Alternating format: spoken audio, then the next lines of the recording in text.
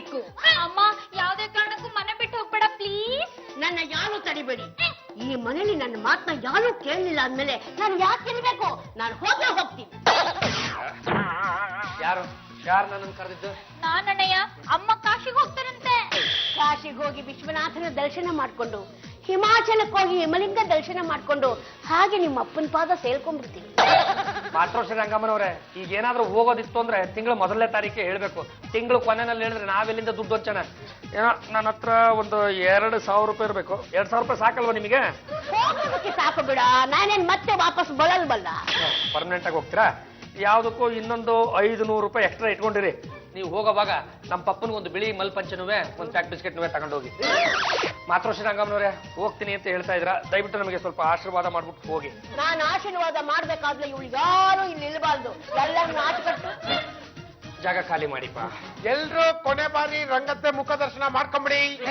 ನೋಡ ಆಯ್ತಾ? ಇಸ್ಮೇಲ್ ಯಾವ್ದೋ ಒಂದು ಡೀಲಿಗೆ ಕೈ ಇಟ್ಟೆ ಕಣ, 10 ಲಕ್ಷ ರೂಪಾಯಿ ಹಂಗಂಗೆ ಒಲ್ದು ಬಂದ್ಬಿಡ್ತಾರೆ. ಇದನ್ನ ಮನೆಯಲ್ಲೇ ಇಟ್ರೆ ನಿಮ್ ಬಾಬಿ ಕಾಟ. ಮತ್ತೆ ರಿಯಲ್ ಎಸ್ಟೇಟ್ ಅಲ್ಲೇ ತೊಡಗಿಸಿದ್ರೆ ನನ್ನಂತ ದಡ್ಡ ಇನ್ಯಾವನು ಇರಲ್ಲ. ಯಾವ್ದ್ರಲ್ಲಿ ತೊಡಗಿಸ್ಬೇಕು ಅಂತಾನೆ ಗೊತ್ತಾಗ್ತಾ ಇಲ್ಲ ಕಣ. ಅಂದ್ರೆ ನಾನು ಕರೆಕ್ಟ್ ಟೈಮ್ಗೆ ಬಂದಿದ್ದೀನಿ ಸಾಬ್. ನೋಡಿ ಸಾಬ್, ಈ ಬಾಂಬೆ ಚಪ್ಪಲಿಗಳಿಗೆ ಫೇಮಸ್. ಈಗ ಹೊಸ ಡಿಸೈನ್ಗೆ ಬಂದಿದೆ ಸಾಬ್. ಕೈಗೆ ಹಾಕೊಳ್ಳೋದು, ಕಾಲಿಗೆ ಹಾಕೊಳ್ಳೋದು, ತಲೆಗೆ ಹಾಕೊಳ್ಳೋದು, ಮಣ್ಕಾಲಿಗೆ ಹಾಕೊಳ್ಳೋದು ಎಲ್ಲ ಚೆನ್ನಾಗಿದೆ ಸಾಬ್. ಅದನ್ನ ತಗೊಂಬಂದಿಲ್ಲ, ಮಾರಿದ್ರೆ ಡಬ್ಗೆ ಡಬಲ್ ಸಾಬ್. 10 ಲಕ್ಷ ಎಲ್ಲಾದ್ರೂ ಸಾಲ ಮಾಡ್ಬೇಕು ಅಂತ ಡಿಸೈಡ್ಗೆ ಮಾಡಿದ್ದಾರೆ ಸಾಬ್. ನಾನೇನು ಬೇರೆನಾ? ನಾನು ನೀನು ಒಂದೇ ಕಣ ಇಸ್ಮಾಯಿಲ್. ನೀನು ನಿಮ್ಮ ಮನೆಯಲ್ಲಿ ಹುಟ್ಟಿದೆ, ನಾನು ನಮ್ಮ ಮನೆಯಲ್ಲಿ ಹುಟ್ಟಿದೆ, ಹಂಗಾಗಿ ಬೇರೆ ಬೇರೆ. ಆಕ್ಚುಲಿ ಏನ್ ಹೇಳು, ನಾನು ನೀನು ಎಲ್ಲ ಒಂದೇ. ಈಗ ನಿನಗೆ 10 ಲಕ್ಷ ಸಾಲ ಬೇಕಲ್ವಾ? ನಾನೇ ಕೊಡ್ತೀನಿ ಕಣ. ಆದ್ರೆ ತಿಂಗಳ 10% ಬಡ್ಡಿ ಕರೆಕ್ಟ್ ಆಗಿ ಬಂದ್ಬಿಡ್ಬೇಕು ಇಸ್ಮಾಯಿಲ್. ಸಾಬ್, ನಮ್ದು ಪಾಲ್ಗೆ ಇವತ್ತು ನೀವು ಅಲ್ಲ ತರ ಬಂದ್ಬಿಟ್ರಿ ಸಾಬ್. ಈ 10 ಲಕ್ಷ ನಂಗೆ ಕೊಟ್ಬಿಡಿ ಸಾಬ್. 1 ತಿಂಗಳಲ್ಲಿ ಅಸಲು ಬಡ್ಡಿ ಎಲ್ಲ ಕೊಟ್ಬಿಡ್ತೀನಿ ಸಾಬ್. ಕಾಲ್ಗೆ ಬಿಡ್ತೀನಿ ಸಾಬ್. ಹೊಡೆದ್ಬಿಡ್ತೀನಿ ನೋಡು ಇಸ್ಮಾಯಿಲ್. ಏನೋ ಪಾಂಡ್ರಂಗ, ಚೆನ್ನಾಗಿದ್ಯಾ? ಅದೋ ನಾನ್ ಚೆನ್ನಾಗಿದ್ದೀನಪ್ಪ, ನೀನ್ ಚೆನ್ನಾಗಿದೀಯಲ್ಲ? ಕ್ಯಾಪ್ಟನ್ ಮಗನಿಗೆ ಕೇಳಿಸ್ತೋ ಇಲ್ವೋ? ಏನೋ ಟೆನ್ಷನ್ ಇದ್ದಂಗೆ ಕಾಣಿಸುತ್ತೆ. ಅದೋ ನಾನೀಗ ಹೈದರಾಬಾದಿಗೆ ಹೋಗ್ಲೋ ಇಲ್ಲ ಬಾಂಬೆಗೆ ಹೋಗ್ಲೋ ಅಂತ ಯೋಚನೆ ಮಾಡ್ತಾ ಇದ್ದೀನಪ್ಪ. ಎಲ್ಲಿಗೆ ಹೋಗ್ತಾ ಇದೀಯಾ? ಅದೋ ನಮ್ದು ಚಿಕ್ಕಮ್ಮಂದು ತಿಥಿ ಮಾಡ್ಬಿಟ್ಟು ಎಡೆ ಇಕ್ಕವ್ರಂತೆ, ತಿನ್ನಕ್ ಕಾಗೆ ಬಂದಿಲ್ವಂತೆ, ಹಂಗಾಗಿ ಹೋಗ್ಬಿಟ್ಟು ತಿಂತೀನಪ್ಪ. ಅಯ್ಯೋ, ಇವರಮ್ಮ ಸತ್ತೋಗ್ಬಿಟ್ರ. ಮೊದ್ಲು ಮುಖ ನೋಡ್ಕೊಂಡ್ ಬಂದ್ಬಿಡ್ತೀನಪ್ಪ. ಮನೇಲಿ ಸುಕ್ಕ ಛಾಯೆ ಆದ್ರೂ ಬಾಡಿನೇ ಕಾಣಿಸ್ತಾ ಇಲ್ಲ. ಓ ಸುದ್ದಿ ಸುಬ್ಬಣ್ಣ ಅವರು, ಏನ್ ಸಮಾಚಾರ? ವಾಮಾಚಾರ ಮಾಡೋದ್ ಬಿಟ್ಟು ತುಂಬಾ ದಿನ ಆಯ್ತು. ಅಲ್ಲೂ ಮೊದ್ಲೇ ಕೆಪ್ಪು, ಕಿವಿ ಕೆಲ್ಸಿಲ್ಲ, ಜೋರಾಗಿ ಮಾತಾಡ್ಸ್ಬೇಕು. ಏನ್ ಬಂದಿದ್ದು? ಇಷ್ಟಕ್ಕೆಲ್ಲ ಬಂದ್ ಆಚರಣೆ ಮಾಡೋದಕ್ಕಾಗಲ್ಲಮ್ಮ. ಏನ್ ಸಮಾಚಾರ? ಯಾಕೆ ಬಂದ್ರಿ? ಪಾಂಡ್ರಂಗ ಸಿಕ್ಕಿದ್ದ. ಎಲ್ಲಿಗೆ ಹೋಗ್ತಿದ್ಯಾ ಅಂತ ಕೇಳಿದಿಕ್ಕೆ ಅಮ್ಮನ್ ತಿಥಿ ಮಾಡೋದಿಕ್ಕೆ ಅಂತ ಹೇಳ್ದ. ಮನೆ ಮಂದಿಗೆಲ್ಲ ಎಷ್ಟೊಂದು ಭಯ ಭಕ್ತಿ ಬಂದಿದೆ. ದೇವ್ರ ಧ್ಯಾನ ಮಾಡ್ತಿರ್ಬೇಕು. ಹೂವಿನೊಂದಿಗೆ ಈ ನಾಲು ಸ್ವರ್ಗ ಸೇರಲಿ.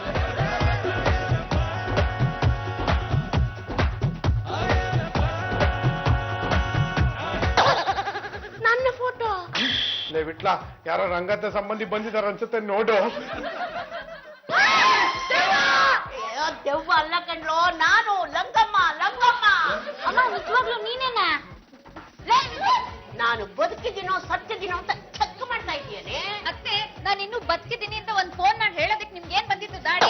ದೀಪಕ್ ಹಾಕಿರೋ ಎಣ್ಣೆ ಎಲ್ಲ ವೇಸ್ಟ್ ಆಗೋಯ್ತು. ತೆಪ್ಪಗಿರ ಒಂದು ವಡೆ ಊಟನೂ ಮಿಸ್ ಆಯ್ತು.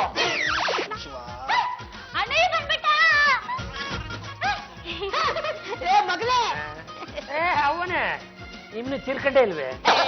ಮೊಮ್ಮಗನ್ ನೋಡ್ದೆ ನಾನೆಲ್ಲೋ ಸಾಯ್ತೀನಿ.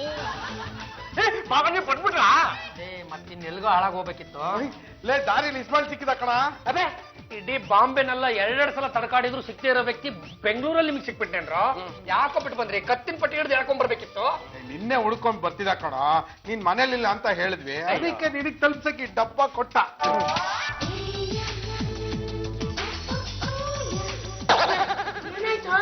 ಅದು ಮಾತೃಶ್ರೀ ರಂಗಮ್ಮನವ್ರೆ, ಇವತ್ತು ಸತ್ಯ ಹೇಳ್ಬಿಡ್ತೀನಿ.